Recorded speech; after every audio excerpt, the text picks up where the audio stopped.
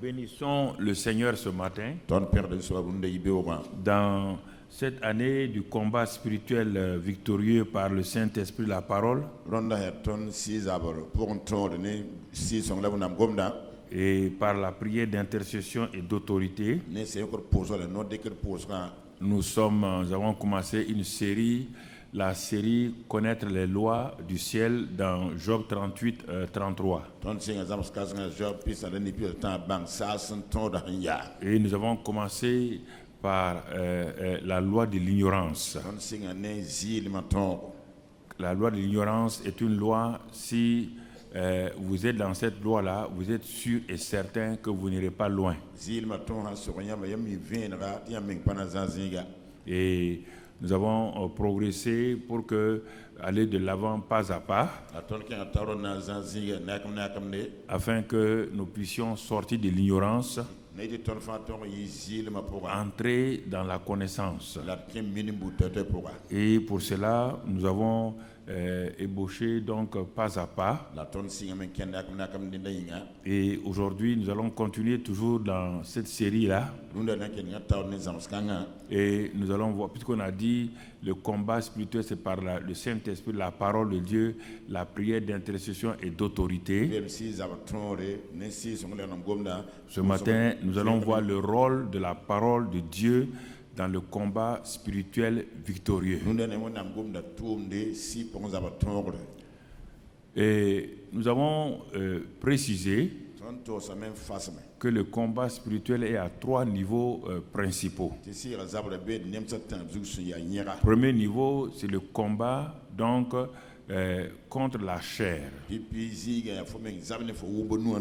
Et beaucoup de gens vont rapidement aux démons alors qu'ils n'ont même pas eu la victoire au niveau de la chair. Si nous perdons le combat contre la chair,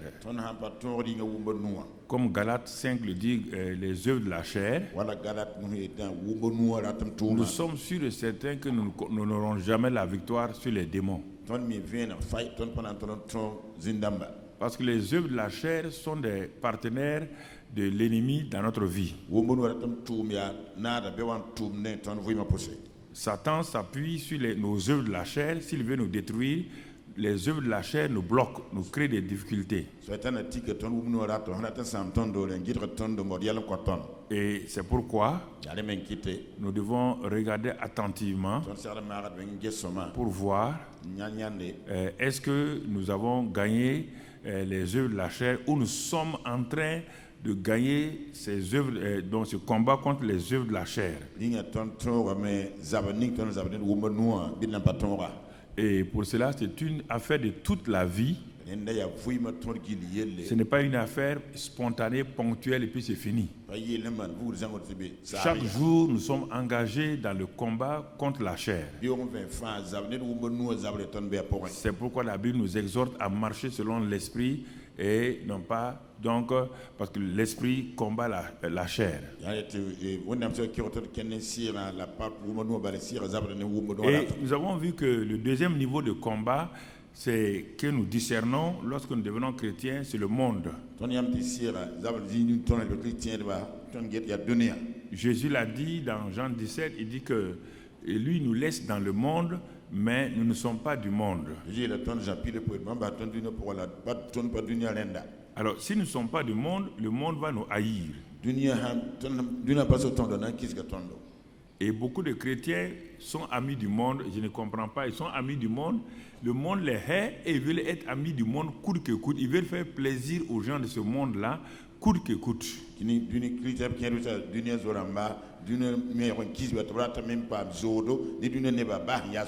Et nous avons vu que le monde est constitué de beaucoup de choses. Il y a la convoitise des yeux, donc toutes ces choses-là, c'est le monde qui est autour de nous. et qui essaie d'attirer notre attention pour nous dominer, nous contrôler, pour que nous ne marchions pas selon l'esprit.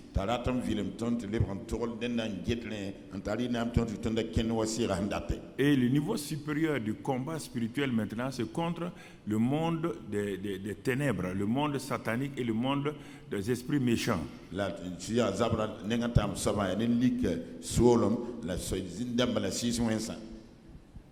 Donc le troisième niveau de combat spirituel, c'est simplement contre ce monde satanique-là. Il dit le prince de la puissance de l'air. Si on te dit le prince de la puissance de l'air, cela veut dire que ce prince-là, il sature l'air, l'espace. Et c'est pourquoi quand on va dans les villes, on voit des querelles dans l'espace sans rien. Les gens sont en colère les uns contre les autres. Ils s'insultent dans les rues. Il y a le prince de la puissance de l'air. Il sature l'air avec des choses bizarres.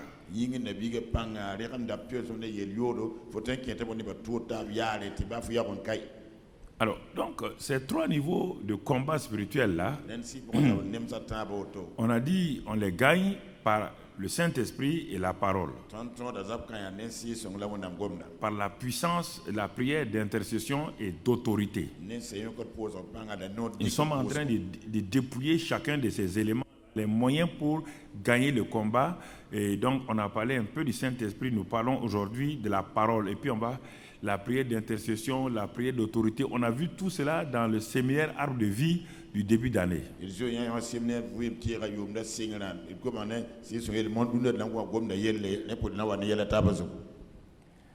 Alors, ce matin, nous allons un peu aborder, c'est toute l'année, puisque nous sommes dans toute l'année, le rôle de la parole de Dieu dans le combat spirituel victorieux.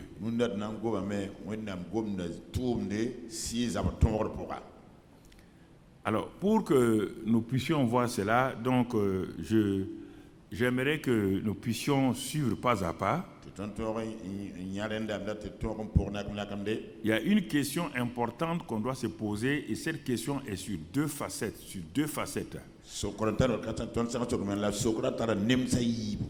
La première face de la question est: que sais-tu de la parole de Dieu? Que sais-tu de la parole de Dieu? Et deuxième face, quelle connaissance expérimentale tu as de la parole de Dieu? Quelle connaissance? Parce que savoir et connaître, c'est deux éléments qui se complètent mais qui ne sont pas pareils.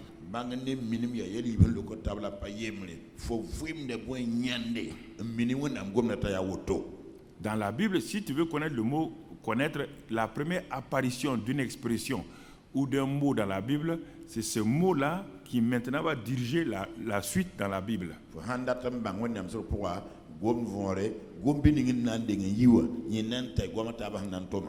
Le premier verbe qui a apparu connaître dans la Bible, c'est, on dit, Adam connut sa femme Ève. Ça, c'est une connaissance expérimentale. C'est pas savoir. Il n'a pas su sa femme, il a connu sa femme. Et quand il a connu sa femme, de cette connaissance-là vont sortir Caïn et Abel. Donc quand on parle de connaissance, il faut bien voir dans les termes au niveau des langues nationales. C'est pas savoir, c'est pas un savoir de la tête, c'est une connaissance, c'est-à-dire une découverte, une révélation.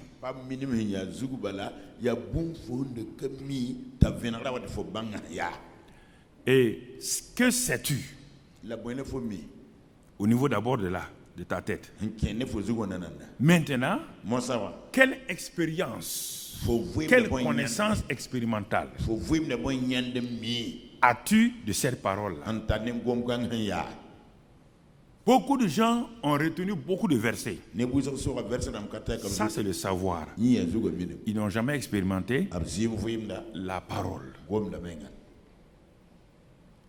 Et c'est pourquoi les vies ne changent pas. Beaucoup de gens, quand vous les voyez, ils sont comme des perroquets. Ils citent les versets, Mais quand tu regardes leur vie, il n'y a aucune corrélation entre leur vie et les versets qu'ils ont cités.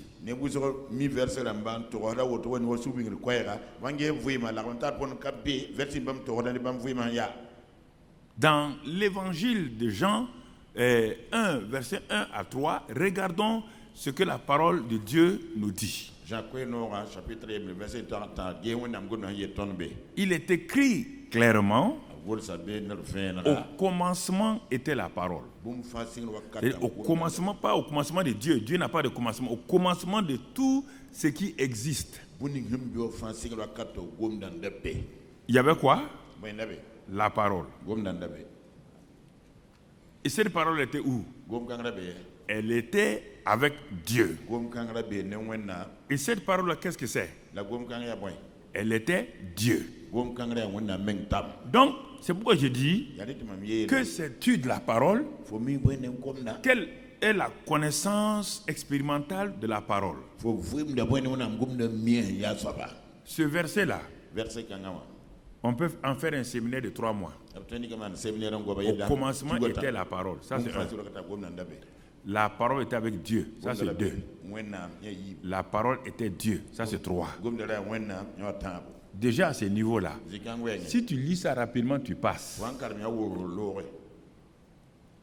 Tu n'as pas saisi?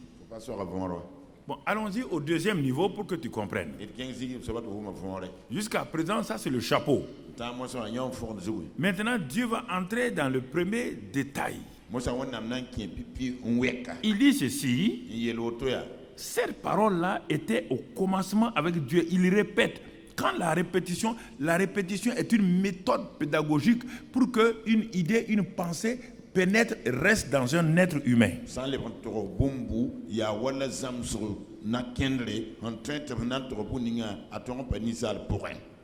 Est-ce que tu comprends ce matin? Il faut que tu prennes ce que je dis là pour l'appliquer dans ta vie. Je parle de ta vie. Au commencement de ta vie chrétienne est la parole.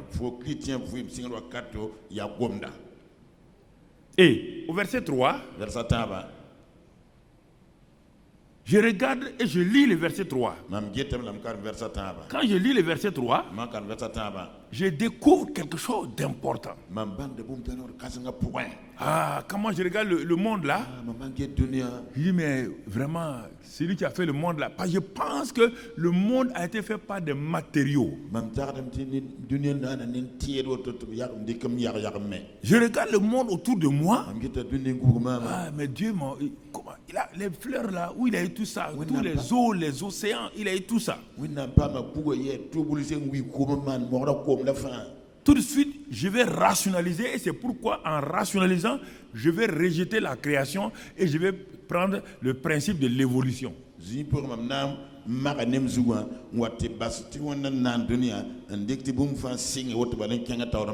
Mais quand j'étudie et je regarde, j'arrive ici, la Bible dit clairement, c'est Dieu qui est en train de nous parler. Toutes choses. D'abord, il utilise le pluriel. Et la méthode biblique est très... Et quand Dieu parle, il faut faire attention. D'abord, il utilise le pluriel. Il dit toutes choses.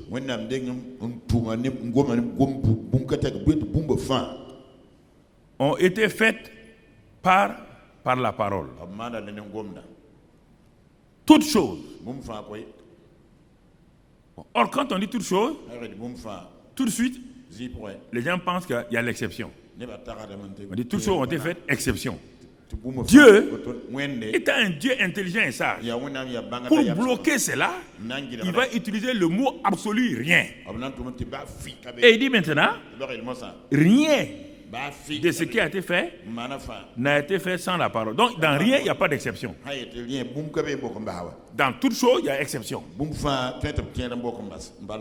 Tous les gens de l'église sont venus, sauf 3 personnes. Là, il y a l'exception. Mais si on dit personne n'est venu, il n'y a pas d'exception dans ça.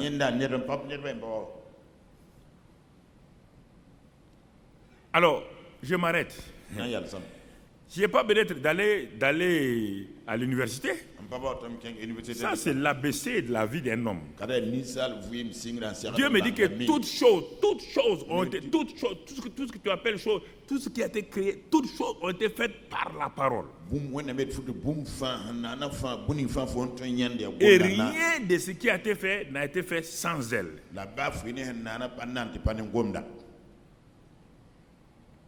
Ah. Je commence à voir l'importance de la parole. Et je me rends compte que maintenant, moi, je suis quelqu'un qui ne lit pas la Bible. Comment veux-tu que j'aille de l'avant? Déjà, à ce niveau-là, je vous pose la question. Vous ne lisez pas la Bible. Comment vous allez aller de l'avant? Puisqu'on dit que toutes choses ont été faites par la parole, rien n'a été fait sans la parole. Or, toi, ta Bible est tout le temps fermée. Comment tu vas aller? Comment ta vie sera faite? Comment ton combat sera fait? Comment tu vas avancer?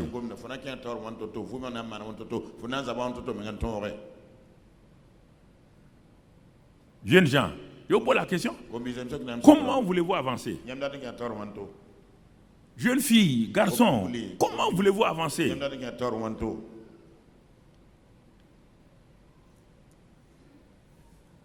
Et c'est pas fini. On te dit en elle était la vie, et la vie était la lumière des hommes. La vie se trouve où? Dans la parole. Et cette parole-là est la lumière des hommes. Sans aller trop vite, je saute pour te dire un passage par exemple dans Jean 8, 12 là, on ne va pas le lire. Jean 8, 12 là, il dit, Jésus s'arrête et dit, je suis la lumière du monde. Pour te donner ça là. Je suis la lumière du monde.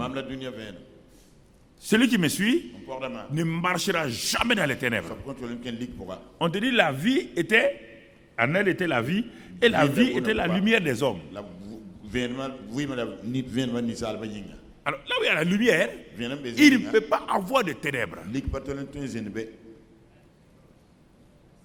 Et cette lumière-là n'est pas liée à quoi? C'est lié à la parole de Dieu. Puisque la parole est Dieu. Et elle est lumière. C'est clair. Dans 1 Jean, il est écrit, Dieu est lumière. Dans Jacques, il est écrit, il est le Père des lumières. Les choses vont ensemble. Il y a une harmonie.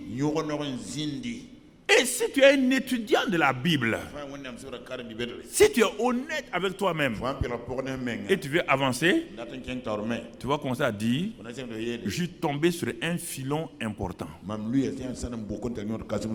Un filon qui va transformer ma vie. Et c'est à ce moment-là, tu met la parole sur le piédestal. Tu mets la parole en première position. Et tu vas te rendre compte qu'en ce moment-là, ta vie va commencer à être transformée, changée, métamorphosée. Pas la prière d'abord. Non. On n'a pas dit que la vie était dans la prière. La parole. La parole était la lumière. C'est la lumière des hommes. Il dit, tous ceux qui l'ont reçu, verset 12, tous ceux qui l'ont reçu, qui ont cru au nom de cette parole-là, elle leur donne le pouvoir d'être des enfants de Dieu. Ils sont nés, non de la chair, mais de l'esprit. La parole lumière a un pouvoir de changement, de métamorphose et de créativité et de changement dans la vie des gens. La parole. Si tu es un homme, ta Bible est tout le temps fermée. Toi, tu n'as que tout le temps des iPhone, iPad, C'est pourquoi ta vie aussi est remplie de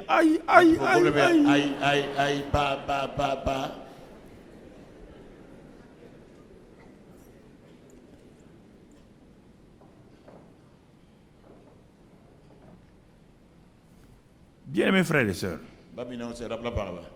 donc tu vois, on dit toute chose et rien.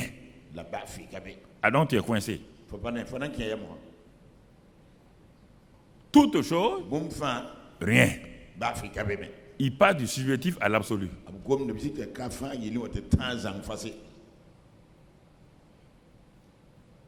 Alors je m'assois, je suis en train d'étudier. Je suis assis chez moi, je suis en train d'étudier. Je veux connaître comment on peut combattre victorieusement par la parole. Je t'amène dans ma chambre et on est en train d'étudier ensemble. C'est comme ça que je fais, on étudie ensemble.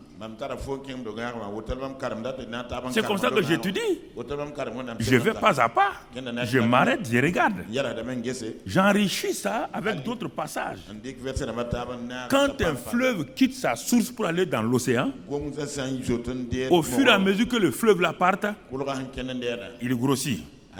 Par quoi? Des affluents. Des affluents. Et ce fleuve-là, qui a commencé à une petite source-là, quand il arrive à l'océan, il est un grand fleuve large. À cause de quoi? Des affluents. L'étude de la Bible est comme cela. Un seul verset ne te suffira pas parfois. Mais le Saint-Esprit qui est en toi, qui va t'aider à enrichir ce passage-là, va t'amener des versets affluents qui vont venir enrichir ton étude biblique. Quand tu as fini, tu es rassasié. Tu es satisfait. Tu es dans la paix. Tu es dans le repos. On doit sortir de sa chambre remplie de paix et de repos. On doit sortir, parce qu'on dit c'est la nourriture. Cette même parole-là, Jésus dit, l'homme vivra de toute parole qui sort de ma bouche. La parole étant la nourriture. Toi, tu t'assois à table. Ta femme a placé de bons mets. Après avoir mangé, tu dis que tu as toujours faim. Ou tu n'as pas mangé, ou tu as un problème, tu es malade. Pourquoi? On va à table manger pour être rassasié, pour prendre plus de force. Toi, tu dis que tu as ouvert la Bible. Jésus te dit que la parole de Dieu là, c'est la nourriture. C'est la nourriture. Et toi, ton âme et ton esprit, quand tu as ouvert la Bible, ton âme n'a pas été rassasiée. Ton esprit n'a pas... Non, et tu sors vide. Quel est le moyen pour te rassasier? Quel est le moyen maintenant? Puis Dieu te dit que c'est la parole de Dieu qui est la nourriture. Et tu ne la manges pas. Comment peux-tu prendre des forces pour aller de l'avant si tu ne manges pas la nourriture pour ton esprit et ton âme? Tu manges la nourriture pour ton corps. Et tu es l'homme qui cherche tout le temps des histoires. Tu veux la nourriture, des nourritures spéciales pour ton corps. Mais ces choses-là vont dans les toilettes. Oui, c'est le peu qui se transforme en minéraux et en vitamines. Peu seulement. Tu veux aussi des minéraux et des vitamines spirituelles? Mange la parole de Dieu. Dans la parole de Dieu, il n'y a pas de déchets. Dans le riz, il y a des déchets. Dans les macaronis, il y a des déchets. Ça va dans les toilettes. Ça, là, il n'y a pas de toilettes là-dedans. Mon frère. Il n'y a pas de déchets. Elle est complète. Il y a tout ce que tu veux. Et si tu négliges la parole, tu es à la recherche des choses. Les chrétiens sont à la recherche des choses aujourd'hui. Ils cherchent, ils veulent être ceci, ils veulent être cela, mais sans la parole. Parfois, je suis étonné quand je les regarde. Ils sont en train de prier. Qu'est-ce que vous faites là-bas? Non, on est en train de prier. C'est pour devenir quoi? C'est pour devenir ministre. C'est ça qui te passionne. Devenir ministre. Tu n'as pas vu les anciens ministres? Si tu deviens ministre, tu serais un ancien ministre. Mais si tu es un témoin de Christ, tu es témoin pour l'éternité. Si tu es ambassadeur de Christ, tu es ambassadeur pour l'éternité. Non. Tu veux être DG. Moi-même, je suis un ancien DG.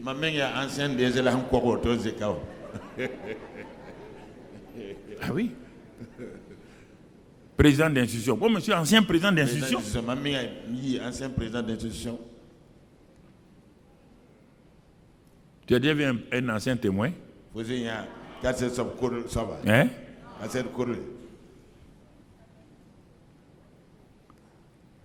Il y a des choses, frère. Quand Dieu nous dit d'aller dans ce sens, allons dans ce sens. N'écoutons pas les gens. Il y a des gens qui deviennent chrétiens parce qu'ils ont appris, ils ont échoué à tout. Maintenant, ils viennent chez Dieu. Monsieur Dieu, bon, nous avons échoué à la douane, nous avons échoué instituteur, nous avons échoué infirmier. Monsieur Dieu, donne-moi une petite place là pour te servir. Au nom de Jésus. Au nom de Jésus.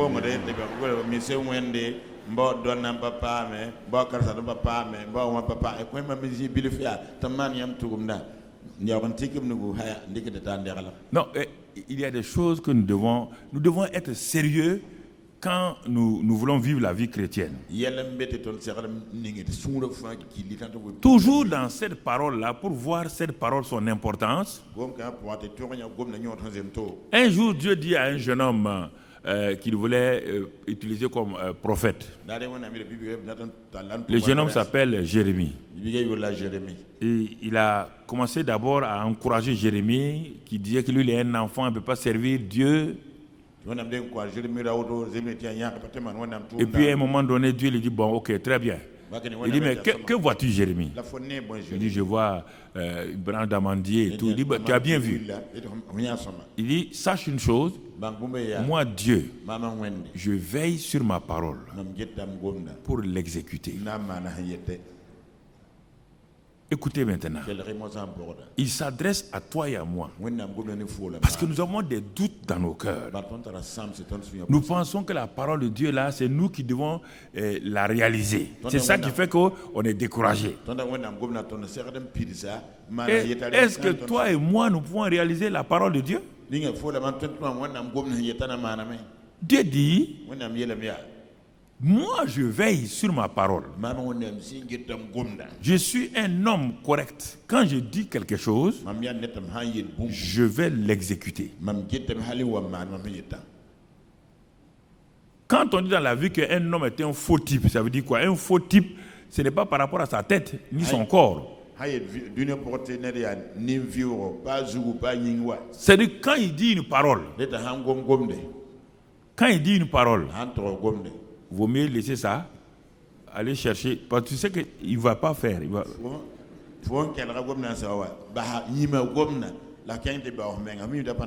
Ça, c'est le faux typisme. Dieu dit que lui, il n'est pas un faux type. Quand lui, il dit quelque chose, le psaume 34 dit, quand il dit, il accomplit. Il dit, quand moi je dis quelque chose, je veille dessus pour l'exécuter,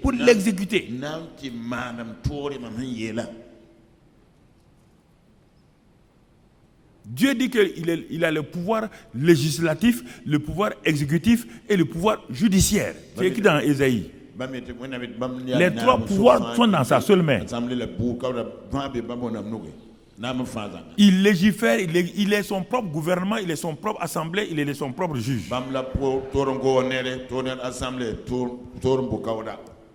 Il légifère, il l'exécute et puis hop, il décide. Les décrets, les lois et les décisions, tous les arrêtés sont avec lui. Lui, dans la Bible, on parle de Dieu a fait un arrêté, il a arrêté, il a décrété. C'est parce que nous ne voyons pas Dieu tel qu'il dit qu'il est qu'on a des problèmes. Il dit à Jérémie, moi je vais sur ma parole pour l'exécuter. Et il dit à un autre prophète appelé Isaïe. Il dit, vous les prophètes, vous êtes mes porte-parole. Dites ce que je dis à mon peuple. Il dit à Isaïe, et as-tu vu la pluie descendre sur le sol? Isaïe dit oui. Mais as-tu vu la pluie qui est descendue là, qui a touché le sol là, sans l'arroser? Isaïe dit non. Sans la féconder, Isaïe dit non. Sans donner le germe, Isaïe dit non.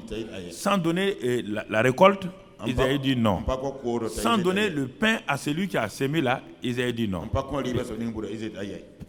Si vous croyez aux choses naturelles, la pluie descend, elle arrose, elle féconde, elle fait germer, elle donne du pain à la semence à celui qui a semé, une autre semence, et elle donne du pain. C'est le cycle comme ça de la pluie. La pluie est mon premier envoyé naturel. Il dit, ainsi en est-il de ma bouche, de ma parole de moins.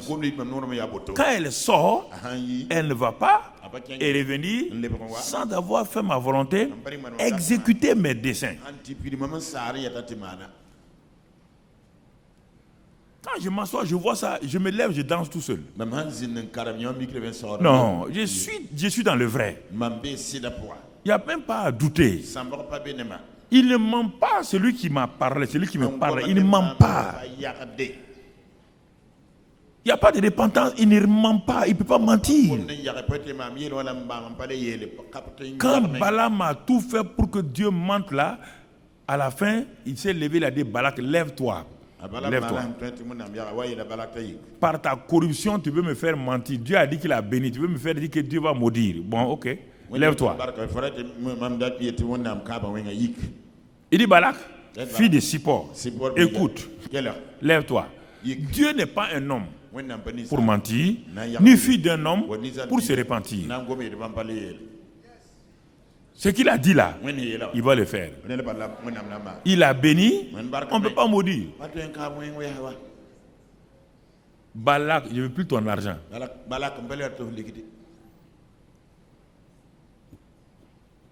Il y a tous ces témoignages-là pour nous aider. Maintenant, on veut discuter. On est devenu chrétien pourquoi? Si on est devenu chrétien pour la religion, ça n'a aucun sens.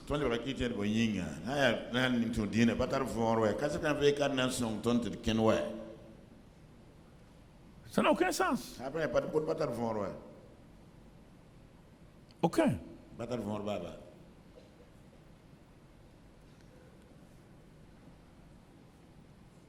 J'ai aimé la parole plus que tout. C'est tout mon secret. Toi, tu aimes la prière plus que la parole. C'est ça ta défaite, justement.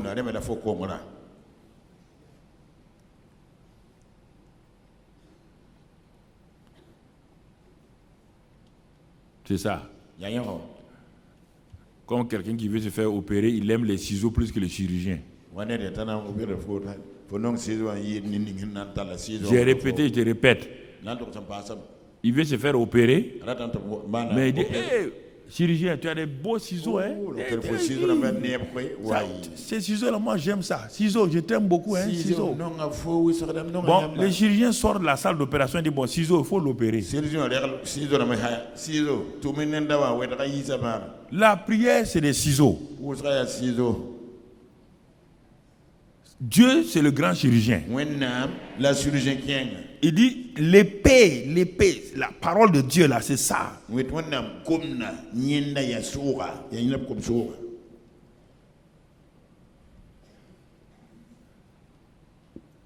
Le combat spirituel par la parole de Dieu. Dieu d'abord dit ce que sa parole est. Et ce qu'elle fait.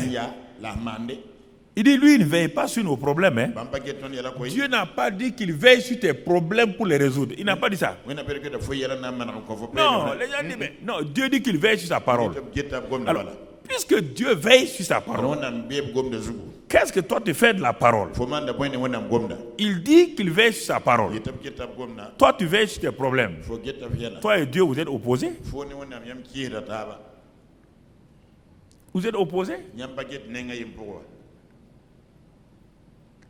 Tu veux que toi et Dieu vous marchiez ensemble?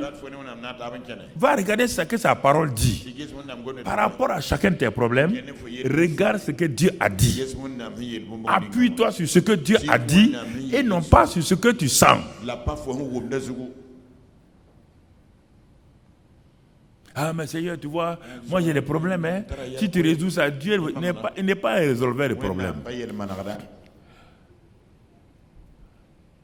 Cette fameuse phrase que les gens aiment dire, Dieu est la solution. Dieu n'est pas la solution. Dieu n'est pas une solution. Les solutions sont limitées. C'est le monde moderne là nous a donné des faux mots que nous utilisons et qui nous créent des difficultés. Élévation, accélération, des faux mots comme ça là. Si on ne l'utilise pas dans son contexte, c'est un problème. Il dit dans le psaume 107, verset 20. 107, verset 20.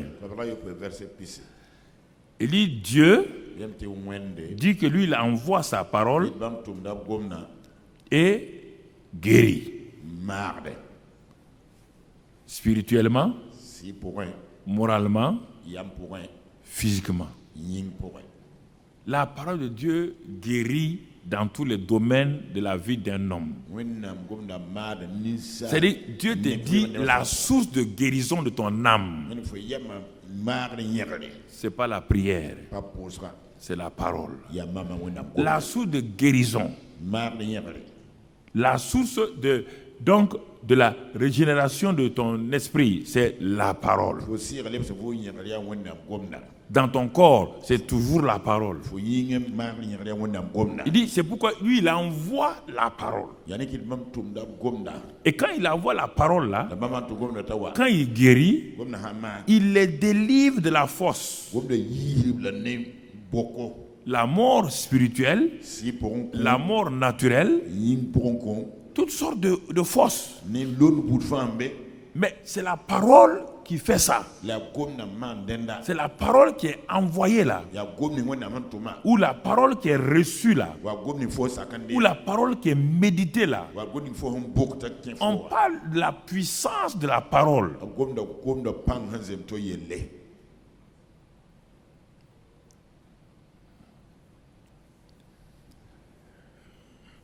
Et dans le psaume 147, 15, il est dit que la parole de Dieu court avec vitesse. Sa vitesse est plus grande que celle de la lumière. La parole court plus rapidement que la lumière du soleil, la lumière là.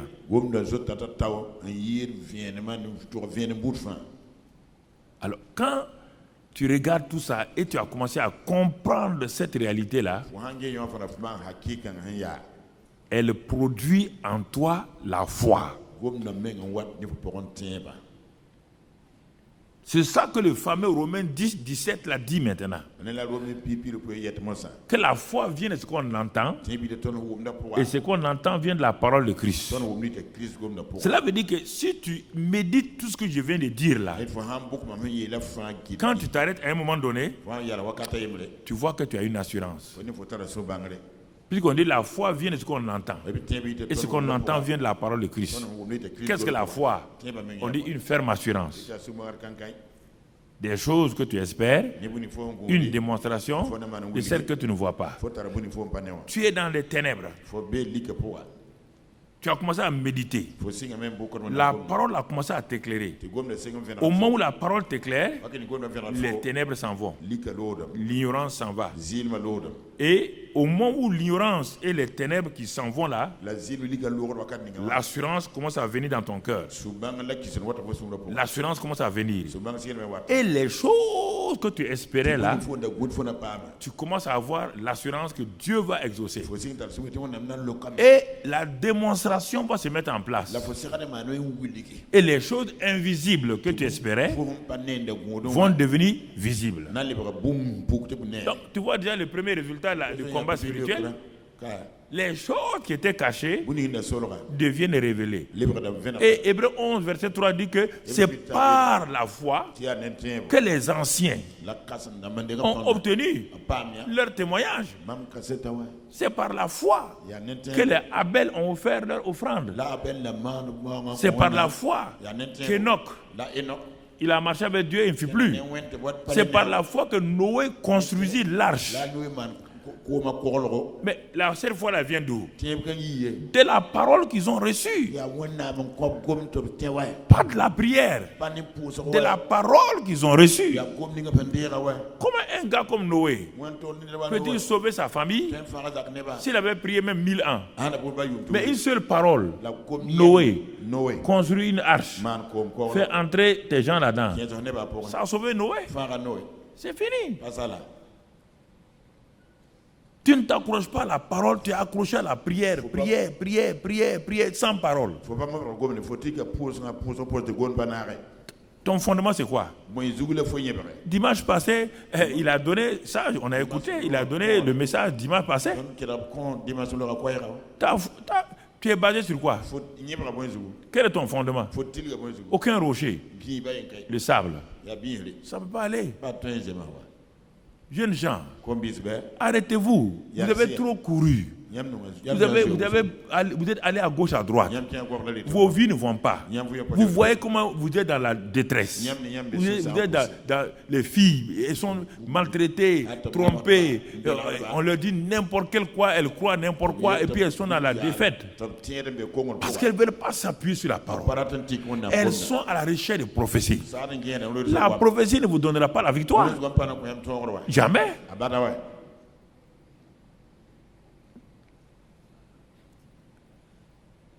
À quel moment allez-vous vous asseoir?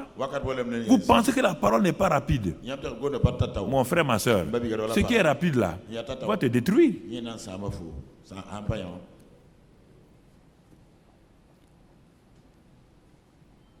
Le fondement, la parole. Il dit que la parole court avec vitesse. Toi, tu dis que non, c'est la prière qui est rapide. Dieu te dit que non, moi c'est ma parole qui est rapide. Ma parole court avec vitesse. Quand Dieu s'est assis au ciel là, il y avait les ténèbres sur la terre. Quand il a dit que Dieu a dit que la lumière soit là, ça a mis 120 ans. Le verbe qu'on a utilisé là, et la lumière fut là, veut dire quoi? Si on dit que Dieu dit que la lumière soit, et on te répond, les conjugaires là, les grands-mériens, inspectrices de la lumière soit, et la lumière fut, ça veut dire quoi? C'est quelque chose qui a mis 1000 ans. Voilà, donc. La parole est rapide. C'est ton cœur qui n'est pas rapide à recevoir. Il faut dire la vérité. Ton cœur n'est pas rapide à recevoir. Dieu te dit ça. Au lieu d'envoyer la parole dans ton cœur, tu la mets dans ta tête. Ok. Tu la mets dans ta tête. Et la tête a trop de problèmes. Elle va analyser, elle va décortiquer, elle va déshabiller, elle va laver, elle va rhabiller, elle va diminuer, elle va peser, contre-peser, elle va regarder encore. En ce temps, ton problème va te créer des difficultés. C'est pourquoi Dieu dit qu'il cherche toujours des hommes selon son cœur. Des hommes dont le cœur est disposé. Ça, c'est le bon sol.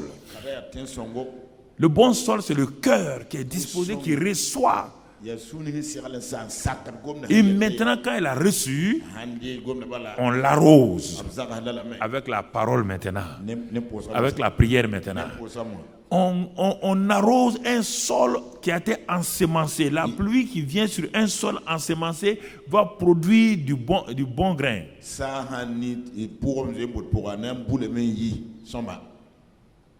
Mais n'arrose pas un sol dans lequel il n'y a rien, les herbes vont pousser.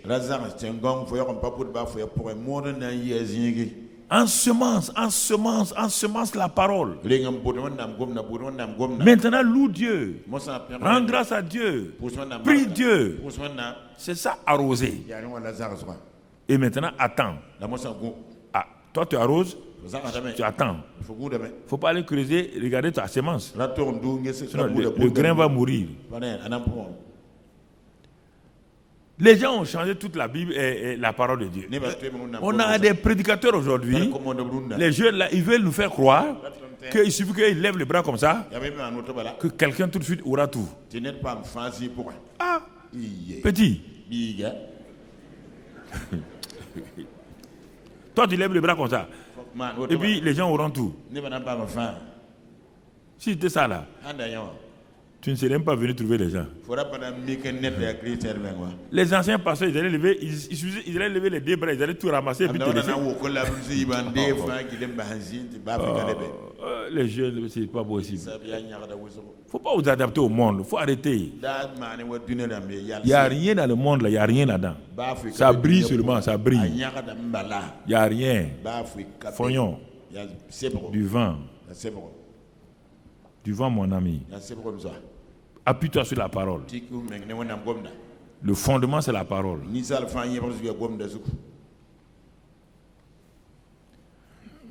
Alors, si la parole n'était pas importante, je vais te montrer, parce que la parole a un ennemi. Il y a un ennemi, on dit qu'il est voleur. Qu'est-ce qu'il veut voler? C'est ça. Un voleur, une case ronde où il y a une natte, un canari. Tu as beau ouvrir devant le voleur, il va passer.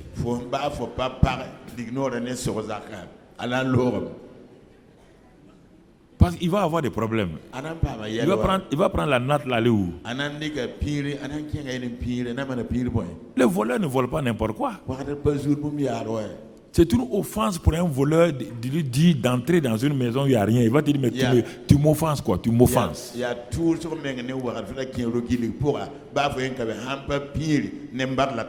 je ne suis pas un voleur de canaries de nattes. Il va te dire ça. Le diable est un voleur. Mais il ne vole pas n'importe quoi. La plupart des chrétiens qui parlent trop du diable, là, le diable ne s'intéresse pas à eux parce qu'ils n'ont rien à voler.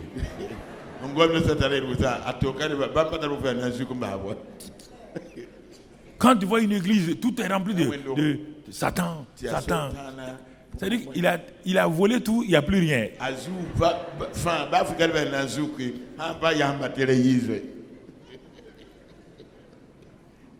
Il n'y a plus rien à voler. Les gens parlent de Satan comme vous êtes au cabinet de Satan. Vous êtes secrétaire spécial de Satan. Vous ne connaissez pas votre père. On est notre père qui est aux cieux. Vous partez connaître votre oncle qui est en enfer.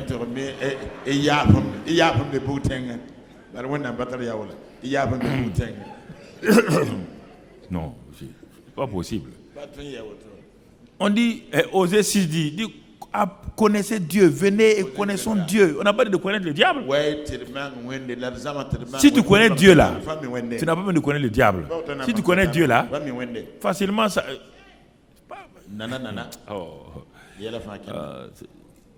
Tu veux connaître le Satan pour faire quoi? Satan va te dire ce que lui il est. Étudie-le. Continue à l'étudier. Il va te rouler dans la poussière. Tu vas comprendre son. Connais Dieu, ton Dieu. Connais ton Dieu. Connais ton Dieu. Vous voyez, frères et sœurs, l'ennemi de la parole. Dieu a donné la parole à Adam. Il a dit veille sur cette parole-là. Parce qu'il a donné la parole à Adam dans le jardin. Et Dieu dit à Adam là, veille sur le jardin là. J'ai semé la parole dans le jardin. Veille. Puisqu'il y a un voleur qui rôde, cherchant, il tourne pour voir qui il va avoir. Veille. Sur ce que je t'ai dit là, veille dessus, veille, protège. Le voleur est venu. Qu'est-ce qu'il a fait? Quand le voleur vient, sous une forme ou une autre, il veut mettre en doute quoi? Le caractère de Dieu, en mettant en doute sa parole. Il n'y a rien de plus facile pour avoir quelqu'un de ton côté quand tu arrives à mettre le doute sur la parole de son ami.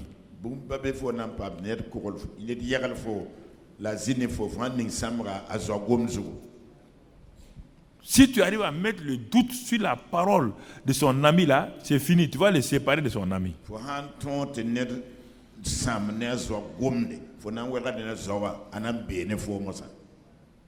Vous comprenez? Adam, Ève et Dieu étaient ensemble régulièrement. Ils étaient contents. C'est sa famille terrestre comme ça. Dieu descendait et visitait sa famille. Et voici que l'ennemi vient. Et quand il s'approche d'Ève, la seule chose qu'il dit, Dieu a-t-il réellement dit?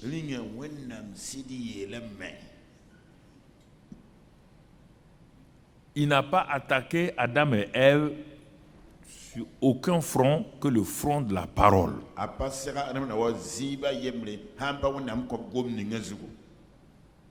Est-ce que ça veut dire quoi? Est-ce que vous avez confiance totalement en ce Dieu-là?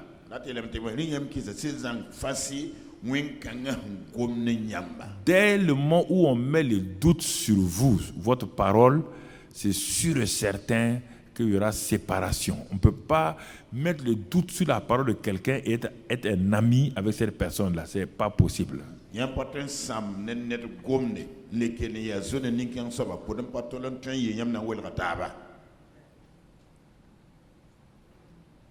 Est-ce que réellement Dieu a-t-il réellement dit ça? Est-ce que vous avez compris?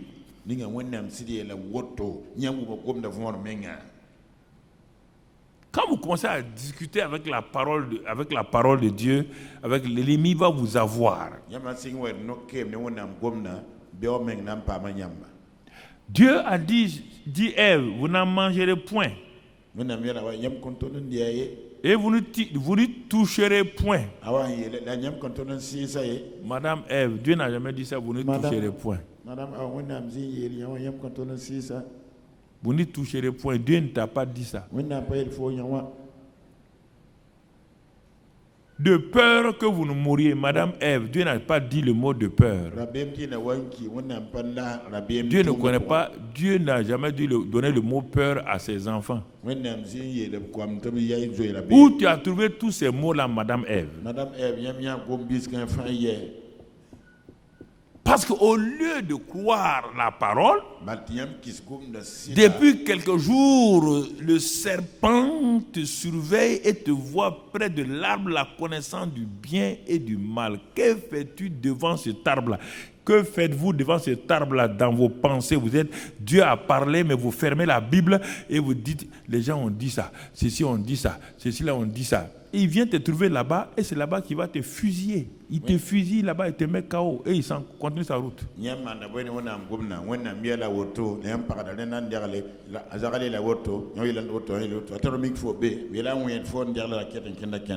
Satan n'a jamais trouvé quelqu'un dans la communion avec Dieu. Satan a toujours trouvé quelqu'un dont les gens les regardent et disent, ah, il est bien, mais les pensées là sont négatives. Les pensées sont remplies de peur. Comme notre papa Job. Il était bien, apparemment et tout. Quand les problèmes sont arrivés, il dit, ce qui m'arrive là, c'est ce que je craignais. Voici un homme qui était rempli de crainte. Satan est venu puiser dans ça et l'a massacré. Satan a mis un à Job et à Nisson, on n'est pas fan d'un yimeta Nisson. La rapide de pida. Satan a mis comme de pida n'ayez, soyez n'a pas ma. Satan a mis Touma à Handaye, de Buninga, bon campagne. Voici ce qu'elle a dit. Mais le serpent saisit l'opportunité de vous ne mourrez point. Regarde, quand il voit que vous doutez, il rentre dans l'assurance. Il dit vous ne mourrez point. Vous voyez là maintenant, il parle avec autorité. Vous ne mourrez point. Parce qu'il t'a vu douter. Il t'a vu dire, vous n'en mangerez point et vous ne toucherez point. Tout est point, de peur que vous ne mourrez point.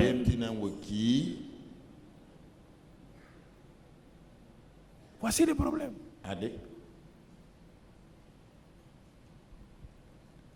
Ah, mais Satan, ma vie, pasteur, ma vie ne va pas. Hein? Dis, non, je crois que toi, tu t'assois.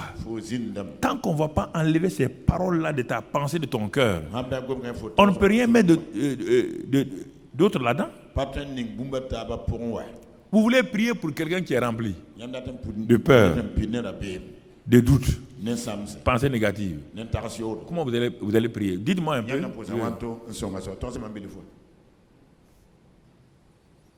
Vous allez prier pour cette personne en coma. La bouteille est remplie de négativité, de tout est fermé. Et vous n'avez pas vidé ça. Vous allez prier pour quoi? Vous allez prier pour l'extérieur, mais pas pour l'intérieur.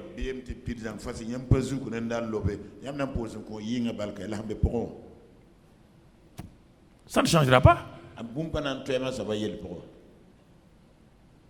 On ne guérit pas un panari tout le temps en nettoyant le panari avec l'alcool. Mon panari, tu vois, je te nettoie. Mais faut pas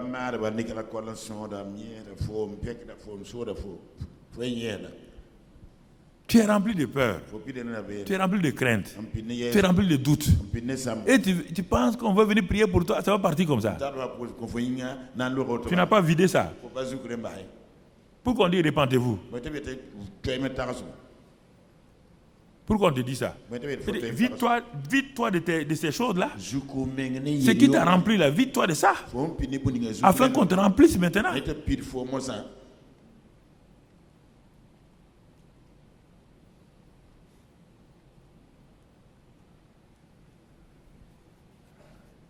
En priant pour une bouteille de coca, ça ne deviendra pas, mon frère, une bouteille de lait. Tu veux du lait? Vide le coca, mets le lait dans la bouteille et tu auras ton lait. Le coca ne deviendra jamais lait par la prière. Si tu pries, le coca là devient du lait. C'est le lait de la mamelle de Satan. Donc, bois ça seulement.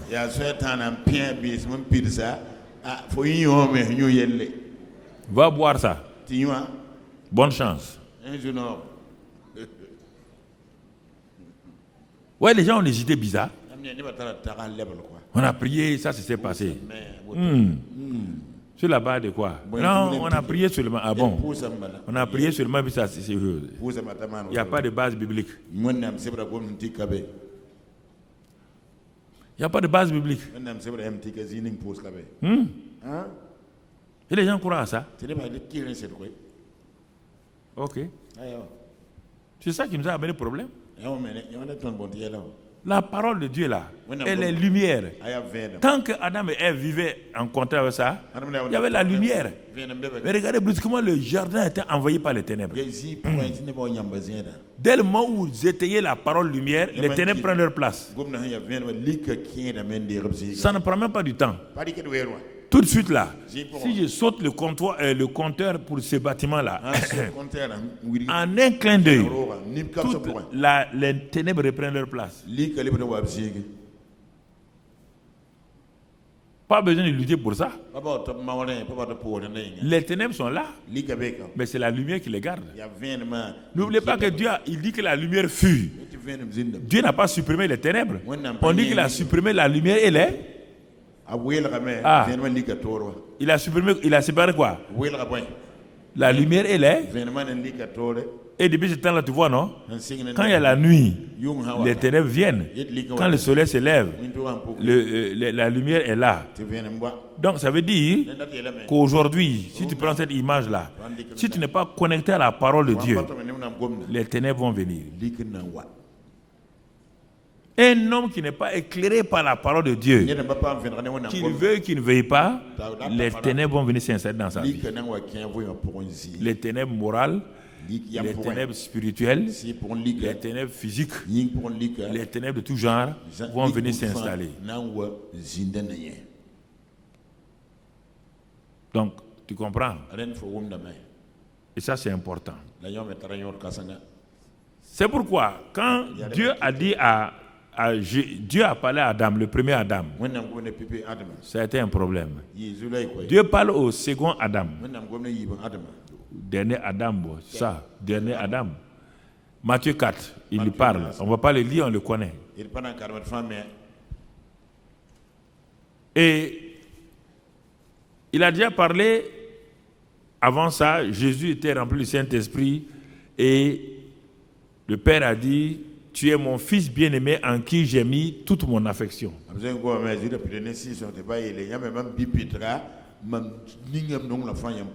Jésus aura les mêmes tentations que toi et moi, comme le premier Adam. C'est la même chose. Il est en train de nous indiquer quelque chose.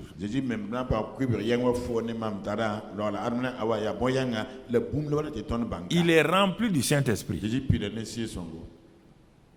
Il s'en va au désert. Il passe du temps là-bas, 40 jours. Il ne faut pas aller deviner ce que Jésus a fait là-bas.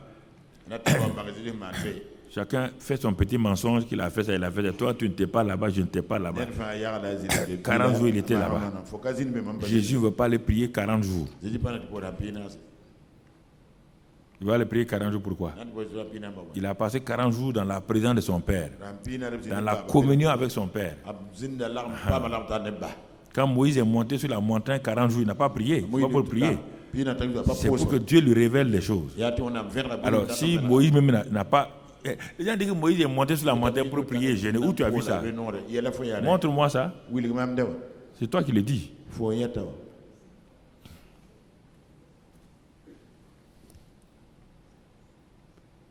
Les 40 jours moins 6. Il a fait 6 jours, Dieu ne lui parlait pas. Quand Dieu a commencé à lui parler, Dieu ne faisait qu'écrire pour parler. On dit que c'est Dieu qui a écrit. Non, il a fallu 40 jours pour que Dieu finisse son projet pour remettre à Moïse.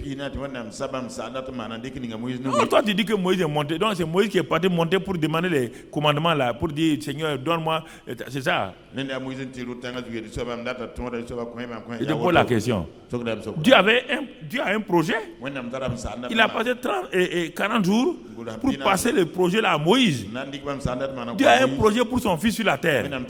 Il l'a fait enfermer 40 jours dans le désert avec lui là-bas. Et le Père lui a dit, c'est pourquoi c'est un secret. C'est pas la loi. La loi est finie. Maintenant, Dieu a parlé à son fils 40 jours. Donc toi, tu veux dire que Jésus est parti premier jour, dit Seigneur, je suis là. Hein. Père, tu vois, je ne sais même pas ce que je dois faire. Seigneur, il faut m'aider. Deuxième jour encore. Il s'est assis. Tu crois que c'est ça? C'est ça que tu penses. C'est pourquoi tu ne parles pas là.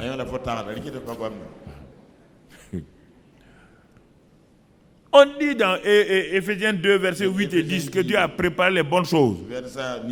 Il veut nous les révéler. Quand Dieu appelle un pasteur, le problème c'est ça, le problème des gens. On dit il va aller prier. Le pasteur va aller prier pour faire quoi? Sa prière là doit faire quoi? Selon vous? Non. Sa prière c'est pour savoir ce que Dieu veut qu'il fasse. Ce que Dieu a prévu. C'est ça que Paul, la bonne question c'est Paul, Saul de Tarse.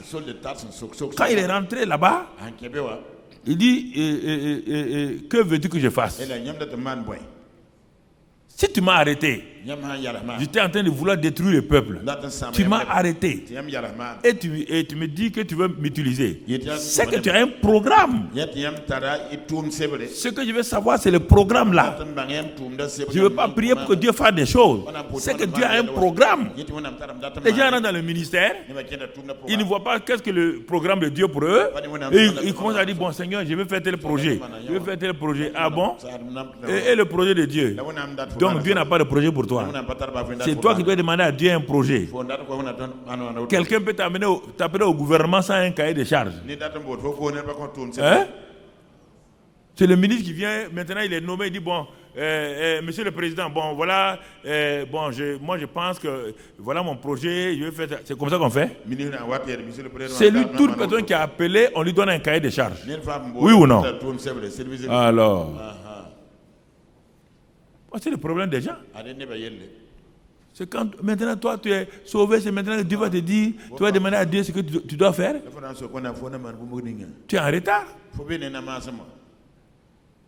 Les bonnes œuvres qu'il a préparées d'avance afin que nous les pratiquions. Éphésiens 2:10.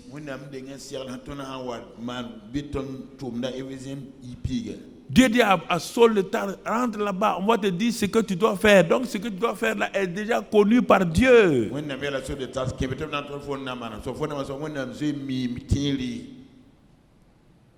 Ce que tu dois faire là est connu par Dieu. La preuve est que quand Ananias est parti, Dieu lui dit, dis-lui cet homme-là, il va rencontrer des rois. Tant, tout le programme de Paul est dans Acte 26, où quand il parle au roi Agrippa. Dieu dit, tu vas faire passer mes gens des ténèbres à la lumière, de la puissance de Satan à Dieu. Tout est là, c'est pas Paul qui a inventé ça.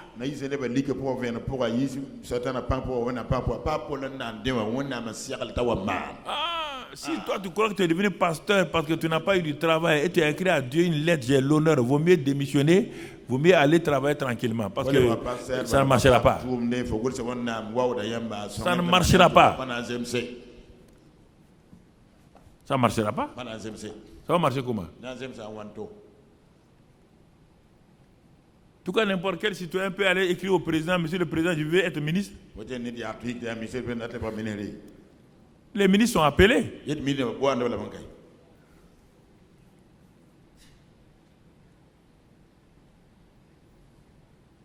a des choses que vous devez savoir. Nous sommes des appelés. Et un appelé, chacun de nous dans son rang. Nous sommes des appelés. Appelés hors. C'est pourquoi on dit l'église s'appelle Ecclésia. Des gens qui sont appelés hors du monde, comme Israël, appelés hors de l'Égypte pour un but.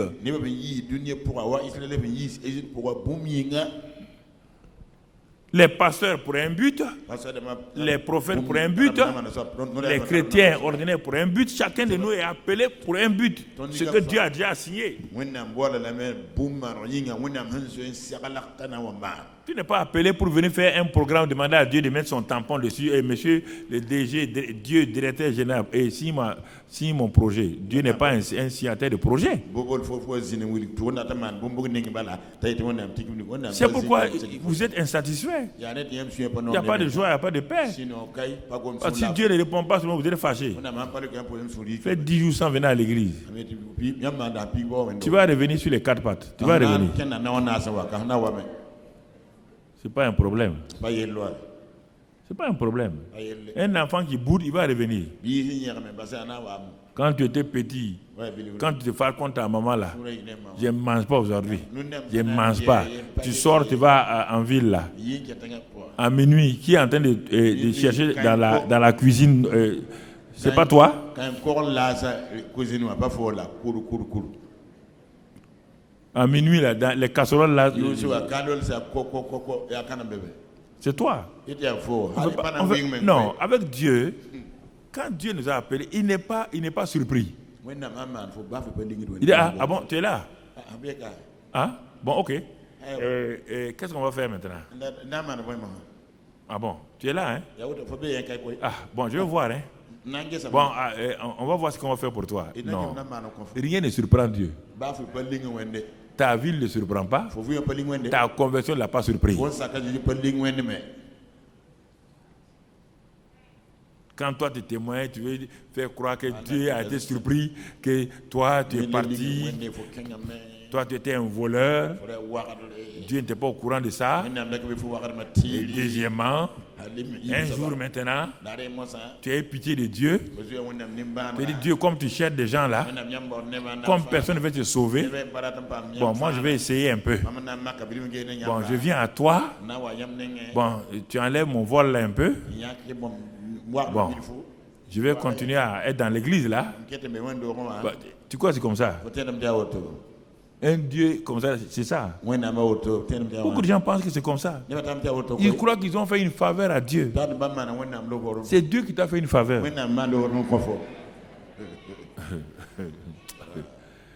Toi, tu es qui? Moi, je suis qui?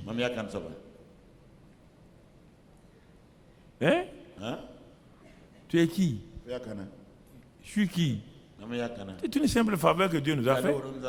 Ce qu'on appelle la grâce. C'est une grâce que Dieu nous a faite. Et quand il y a la grâce, il y a les œuvres de la grâce qui sont préparées. Mais toi, tu viens, tu es sauvé par grâce, tu mets ça de côté, tu viens présenter ton programme à Dieu. Maintenant, Seigneur, je vais faire ça. Je vais faire orphelinat, bénis ça. Je vais faire jardin botanique, bénis ça. Je vais faire bénis ça. Bénis ça, Seigneur. Bénis. Pas faire le hormosa, on dit que le hormone derrière, il y a un natamana qui veut barquer, natam code de soune, je pomme dans mon coin de tomate. Dieu n'a même plus un mot à dire.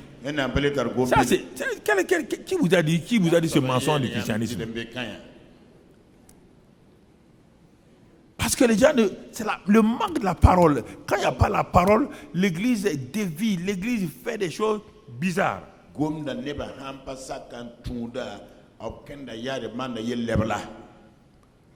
Et souvent nos traditions annulent la parole de Dieu.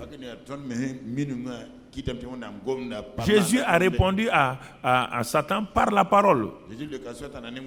Dieu lui a dit il y a 40 jours, tu es mon fils bien-aimé en qui j'ai mis toute mon affection. Satan lui a dit si tu es fils de Dieu. Il n'a même pas répondu à ça. Il dit non, si j'ai eu Ève et Adam là, je vais avoir aussi Jésus. Dieu a-t-il réellement dit que tu es fils de Dieu? Si tu es fils de Dieu, si tu le crois, vous voyez bien, avec Jésus, il n'a pas dit Dieu a-t-il réellement dit. Non, il dit si tu es fils de Dieu. Jésus n'a pas répondu à ça. Et puis il est parti. Vous voulez discuter avec lui?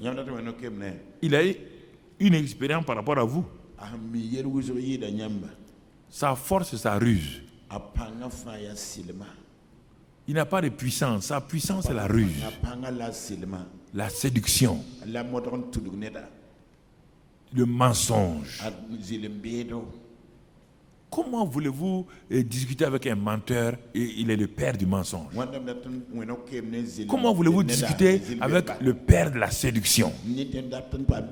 Comment voulez-vous discuter avec le père de la tromperie? Comment pouvez-vous discuter avec l'accusateur? Pourquoi vous voulez le faire? Vous ne sortirez jamais vainqueur. Il est écrit. Dieu a dit. Ça suffit. Il est écrit. Dieu a dit. Ah, ça suffit. Oui, ça suffit. Ah bon? Ça seulement, oui, ça suffit. Il n'y a pas Dieu a dit plus autre chose. Non, non. Il n'y a pas, il est écrit plus autre chose. Non. Dieu a dit. Il est écrit. Ah. Bon, on va le laisser lui. Lui là, bon, on ne peut pas l'avoir. Il faut aller ailleurs. Vous voulez discuter? Un homme limité comme toi, tu peux discuter avec un esprit? Tu peux le faire?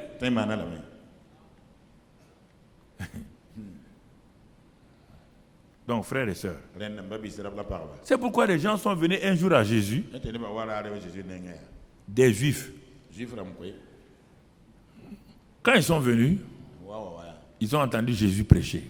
Ils se sont arrêtés, ils ont dit, mais le gars là, on dirait que c'est lui le Messie.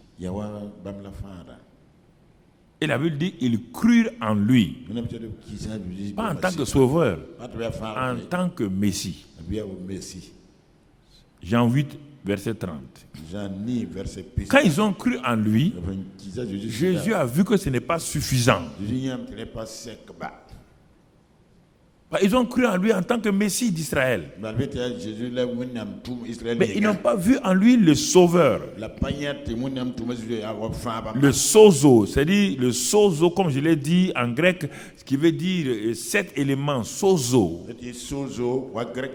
Jésus veut les aider, il veut les aider maintenant. Il dit c'est bien, vous avez fait un bon pas, vous êtes devenus des juifs messianiques. Et à ceux qui ont cru en lui là, voilà ce qu'il va dire. Il dit, si vous demeurez dans ma parole, la parole que je viens de vous annoncer là, qui vous a permis de croire en moi. Deuxième chose, vous devez demeurer en moi dans cette parole là. Pourquoi? Je vais vous faire passer de croyants en disciples. Et pour passer de croyants en disciples, il faut demeurer dans ma parole. Demeurer dans ma parole. Et vous êtes vraiment mes disciples. Dieu nous parle ce matin. Il y a beaucoup de croyants ici sans être disciples, qui ne veulent pas se soumettre. Vous allez voir leur réaction, comme la réaction de beaucoup. Comme la réaction de beaucoup. Ceux qui nous suivent sur la télévision actuellement, ceux qui nous suivent sur Internet, ceux qui sont ici physiquement, les réactions sont toujours pareilles. Mon ami, il faut aller doucement. Voilà. Demeurez dans ma parole. Vous êtes mes disciples. Deuxième étape. C'est-à-dire, vous rentrez dans ma discipline. Vous vivez sous ma discipline. En demeurant dans la parole. En mangeant la parole. Et quand vous serez passé à cette deuxième étape-là, vous allez découvrir quelque chose maintenant. Il dit, vous connaîtrez la vérité. Comme on l'a dit, on n'a pas dit vous saurez la vérité. Et vous savez, depuis des années, on parle du mot connaître là. Il y a plusieurs sens. Quand on lit en français, on ne voit pas. Il y a les gnoxis. Il y a le gynosco, il y a le épigynosco, il y a le aido, les épignoxis. Il y a au moins 7 éléments de connaissance quand tu lis. Mais quand tu lis en français, on dit connaître. Mais le grec, c'est des mots précis.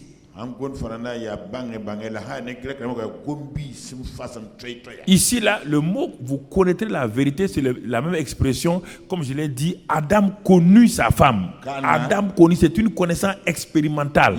Et ça produit Caïn et Abel.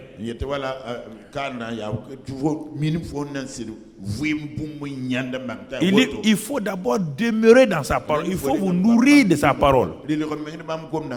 Quand vous allez vous nourrir de sa parole, quand votre relation avec la parole sera une relation d'intimité,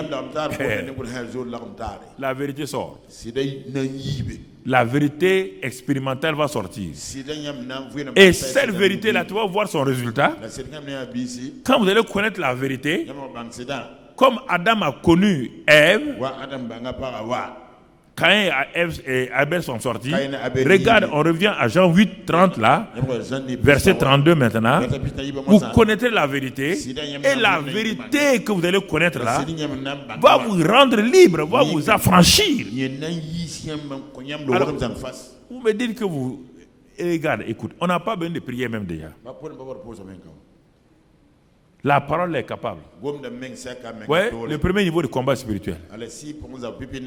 La connaissance de la vérité vous rendra libre dans le domaine où vous avez connu la vérité. Adam voulait un enfant. Il fallait connaître Ève. Ils ont eu un enfant. Quel est le domaine où tu veux avoir un fruit, où tu veux avoir un enfant, où tu veux avoir quelque chose? Il faut connaître. C'est la connaissance expérimentale de cette vérité-là qui va te donner le fruit de cette vérité.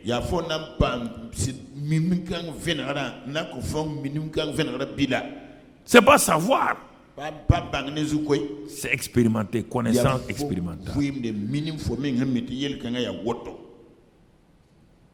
Quand il a dit ça, Jésus croyait qu'ils allaient applaudir.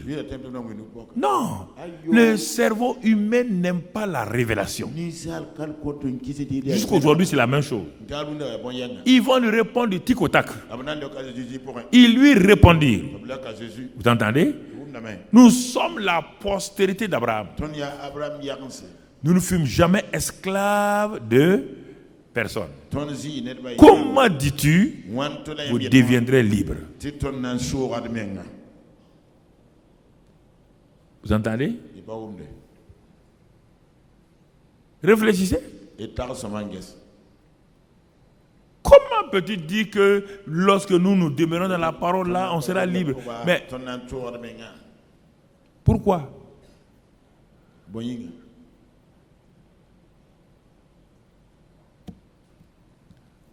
Réfléchis, rentre en toi-même. Regarde comment tu souffres, regarde les problèmes, regarde les situations professionnelles, tout. Regarde. Parce que pourquoi? Tu ne demeures pas dans la parole, tu veux des choses mécaniques, automatiques.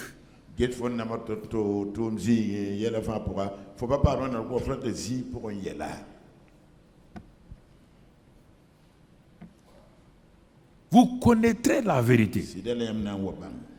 Et la vérité vous rendra libre, ou vous affranchira, ou vous guérira, ou vous délivrera, vous bénira. Il y a tout ça. Remplace, et la vérité vous rendra libre là. Rendra libre ou affranchi. Mais les autres mots là-dedans.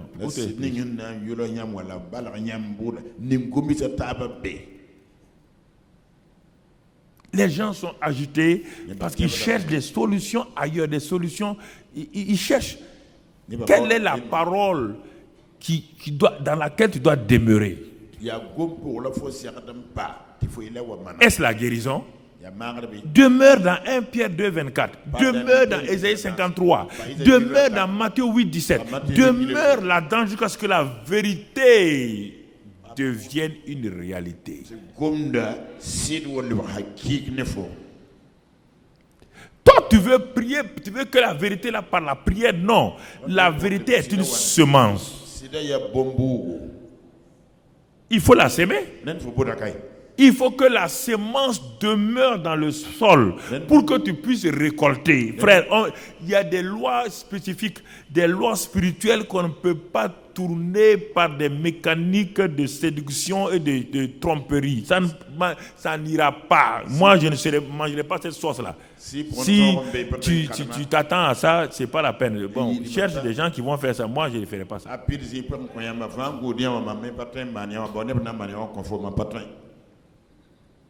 On ne peut pas récolter sans s'aimer.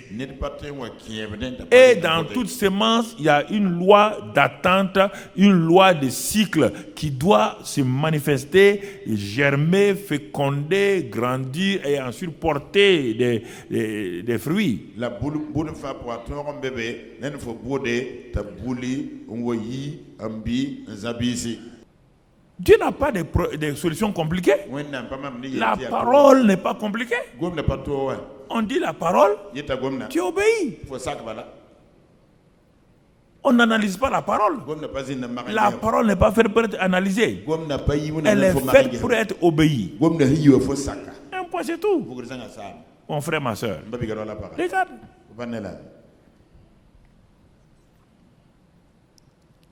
'C'est écrit partout. 1 Samuel 2 dit la vierge enfantera 7 fois. Tu n'as pas eu ton premier enfant. Et Dieu te dit que tu as 7. Tu as droit à 7. Demeure dans ça. Tu cours de prophétie en prophétie. Ça va te donner quoi? Demeure dans la parole.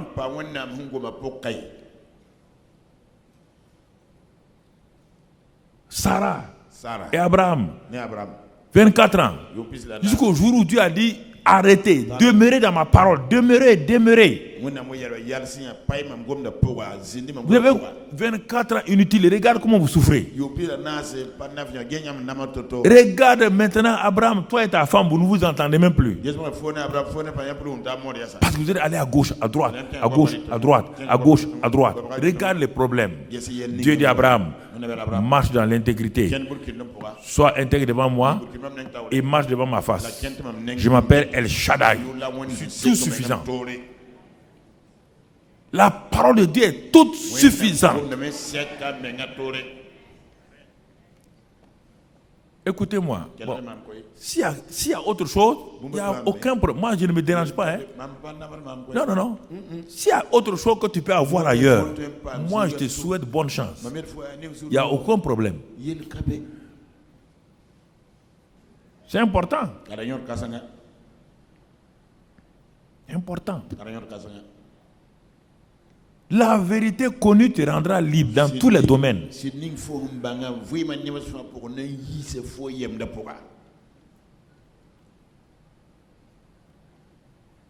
La vérité que tu n'as pas connue là ne peut pas te rendre libre.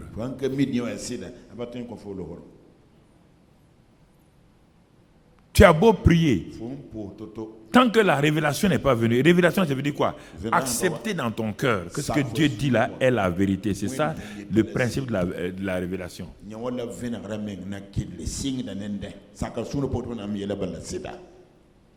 Naaman allait partir chez lui avec sa lèpre tant qu'il rejette la parole de Dieu. La parole de Dieu est tellement simple qu'il l'a rejetée. Dans Exode 14, Israël était devant la mer Rouge. À droite, il y a une montagne. À gauche, il y a une montagne. Devant, il y a la mer Rouge. Derrière eux, il y a l'armée de Pharaon. Il ne peut pas échapper. La mort était là. Il fallait accepter la parole ou c'est la mort. Mais comment vont-ils accepter une parole qu'ils n'ont pas entendue? Il n'y avait pas de parole là pour le moment. C'est pourquoi ils ont eu peur. Ils ont dit à Moïse, on t'avait bien dit de nous laisser en Égypte. Tu nous as amenés, maintenant on va mourir là.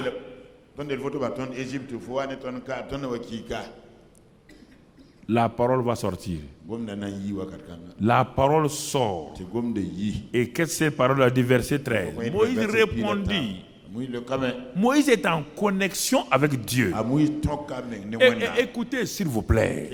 Moïse était aussi en danger que le peuple.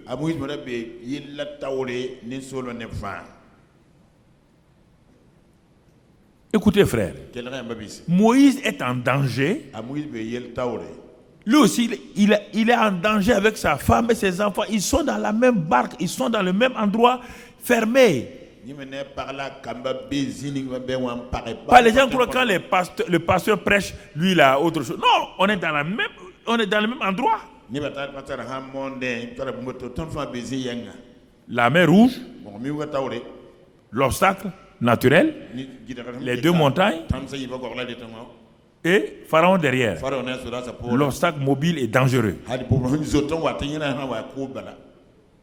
Je n'ai pas le temps de vous développer les 4 éléments. La mer Rouge, les deux montagnes et Pharaon derrière. Mais je vais donner simplement... La peur les a saisis. Ils ont commencé à crier. Moïse s'est arrêté. Il est dans le même problème. Il dit, ne craignez rien. Tant que la peur ne va pas s'arrêter, vous serez des cadavres. Donc il dit premièrement, ne craignez rien, n'ayez pas peur. Deuxièmement, restez en place. Il ne faut pas bouger. Il faut arrêter ces mouvements d'aller chercher la solution à gauche. On a entendu qu'il y a un nouveau prophète, une prophétesse. Restez en place. Troisième élément. Et regardez la délivrance que l'Éternel va vous accorder en ce jour. Calmez-vous, calmez-vous. Il ne faut pas dire amen inutilement. Quand tu vas sortir tout de suite, tu vas courir. Écoute-moi très bien d'abord. Faut bien écouter. Moïse, tu dois être malade. Comment dans une situation comme ça, là, tu vas nous dire de rester tranquille, de ne pas avoir peur et de regarder quelque chose qui n'existe pas. Vous les pasteurs, vous nous trompez. Et quitte là-bas Moïse. On va regarder quoi? Tu dis de regarder la délivrance que l'Éternel va vous accorder aujourd'hui. Où est la délivrance? La mer Rouge? Les montagnes? Pharaon? Où se trouve? Voici le problème des chrétiens. Quand ils sont dans cette situation-là, Dieu disparaît. N'oubliez pas que Dieu était dans la nuée au-dessus de leur tête. Dieu était là, la nuée était là. Tout juste, il suffisait de lever la tête pour voir la présence de Dieu dans la nuée. Mais dans ces situations-là, vous oubliez que le Saint-Esprit, l'Esprit de vie est en vous. Vous oubliez que 1 Jean 4,4, celui qui est en vous est plus grand que celui qui est au dehors. Vous oubliez que Dieu a dit qu'il est avec vous tous les jours jusqu'à la fin du monde. Vous oubliez tout ça. Vos pensées sont sur la mort. Vos pensées sont sur la défaite. Vos pensées sont sur l'échec. Vos pensées sont sur tout ce qui est négatif. Regardez. Moïse, on va regarder quoi? Moïse parle. Dieu n'a pas parlé encore. Mais c'est la parole de Moïse qui va déclencher l'action de Dieu. Qui va déclencher. Parce que dans la peur, Dieu ne parle plus. C'est pourquoi je suis venu pour vous parler ce matin. La suite, c'est ce que Moïse dit. Il dit, les Égyptiens que vous voyez là, d'abord il dit, regardez la délivrance. Un. Deuxième parole, les Égyptiens que vous voyez là, vous voyez, de regarder d'abord à l'invisible. Maintenant, le visible là, il dit le visible sera bientôt invisible. Et Moïse, tu as une nouvelle doctrine. Hein? On t'a dit que vraiment tu n'as pas été éduqué, tu as été éduqué chez les Égyptiens, donc tu as une doctrine bizarre. Comment tu peux nous dire de regarder l'invisible? Pourquoi Moïse regarde l'invisible ici? Dans Hébreu 11, on dit que Moïse voyait quoi? Hébreu 11, il dit qu'il voyait déjà quoi? Il voyait Christ invisible, oui ou non? C'est ça le chrétien. Il voit l'invisible. Et ce qui est visible là est devenu invisible. Il dit les Égyptiens que vous voyez là, qu'on peut toucher là. Je vous dis de regarder l'invisible. La délivrance invisible. On ne peut pas la toucher. On ne peut pas la sentir. Elle est là. Mais par contre, les Égyptiens qu'on peut toucher là, qu'on peut voir là, qu'on peut sentir là, vous ne les verrez plus jamais. C'est ça le secret de la vie chrétienne. On ne voit pas la croix. On ne voit pas le Saint-Esprit, mais nous croyons ça. Et les choses se manifestent.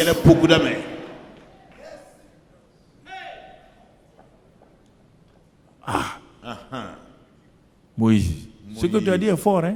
Et regardez notre délivrance. De ne pas regarder ce qu'on doit regarder.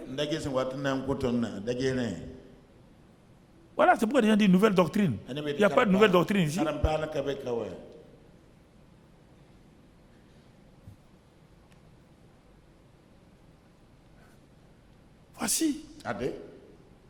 Voici la parole, ce qu'elle fait.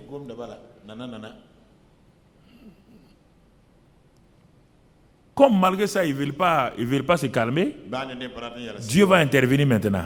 Regardons ce que Dieu va dire après Moïse. Après Moïse, ce que Dieu dit. Il termine, il dit, l'Éternel combattra pour vous et vous gardez le silence. Moïse a terminé là. Le verset 15. Dès que Moïse a terminé, l'Éternel dit à Moïse, pourquoi ces cris là? Pourquoi ils crient? Ces gens-là, pourquoi ils crient? Parle aux enfants d'Israël qu'ils marchent seulement. Qu'ils marchent. Pour aller où? Vers Pharaon? Non. Vers les montagnes? Non. Vers où? La mer Rouge. Tu as dit de regarder la délivrance, non? Donc dis-leur de marcher. Dis-leur de marcher maintenant. La parole. Dis-leur de marcher. Tu as fini déjà tout. Tu as dit de regarder la délivrance. Tu as dit qu'ils ne verront plus les Égyptiens, que c'est moi qui combattrai. Si moi je dois combattre, et ils n'ont qu'à marcher. Ils n'ont qu'à marcher seulement. On marche par la foi pour aller vers les Jourdains. Qu'ils marchent par la foi. Et qu'est-ce que Dieu dit à Moïse? On va s'arrêter là. Le message est long, mais je vais m'arrêter là. Qu'est-ce que Dieu dit à Moïse? Il dit le peuple n'a qu'à marcher. Toi, écoutez maintenant. Lève ta verge. C'est là où l'homme de Dieu peut échouer après avoir dit que Dieu va combattre. Il dit, toi, lève ta verge. Écoutez, à grand problème, solution, un grand problème. La vie des gens est en danger. La mort est derrière. Dieu n'envoie pas des anges. Rien. La solution. Lève ta verge. Étends ta main sur la mer et fends-la.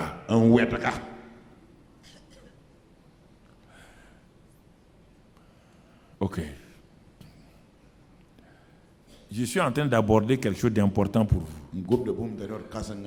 Tant que vous n'allez pas entrer dans la parole de Dieu en profondeur, là, ces choses-là, regardez bien, ils sont dans une situation terrible. Dieu dit la solution, c'est ma parole. Et on ne doit pas analyser ma parole. On ne doit pas douter. On doit simplement obéir. Toi, lève ta verge. Lève ta verge. Laquelle? Celle que tu as depuis le commencement. C'est cette verge-là que tu connais. Lève-la. Mais je t'avais dit dans Exode 4, je t'ai dit que la puissance est dans les vers, les signes sont dans les vers. Il dit lève-la. Et puis étends ta main vers la mer. Fends-la. Fends la mer, fends-la.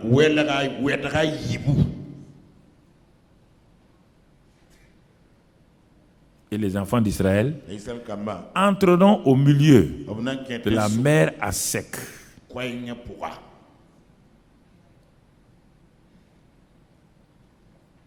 vais vous laisser dans cette pensée-là. Je vous laisse dans cette pensée-là. Si vous n'avez jamais expérimenté la puissance de la parole, si vous ne l'avez jamais expérimenté, si vous doutez encore, c'est parce que vous n'avez pas vu, vous n'avez jamais expérimenté la réalité de la puissance de la parole. C'est pourquoi vous partez prier,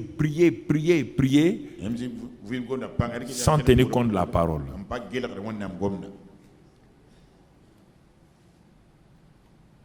Qu'est-ce que Moïse a fait?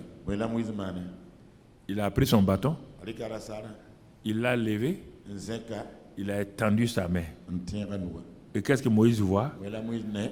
Dès que la parole de Dieu est obéie, le Saint-Esprit rentre en action.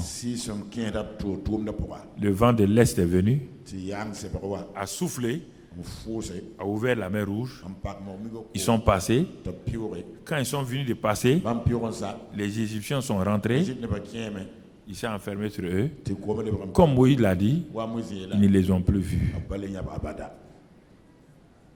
Mets ta main sur ta poitrine, mon frère. Excellent Père de grâce, la parole de Dieu dans le combat spirituel victorieux. Nous voulons ouvrir nos cœurs à toi.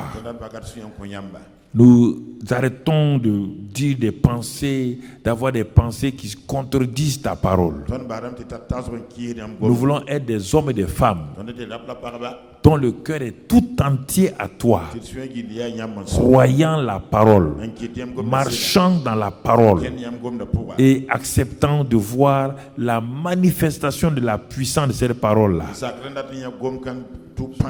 Sois béni et sois loué, Père. Sois glorifié, sois exalté dans le précieux nom de Jésus-Christ. Amen.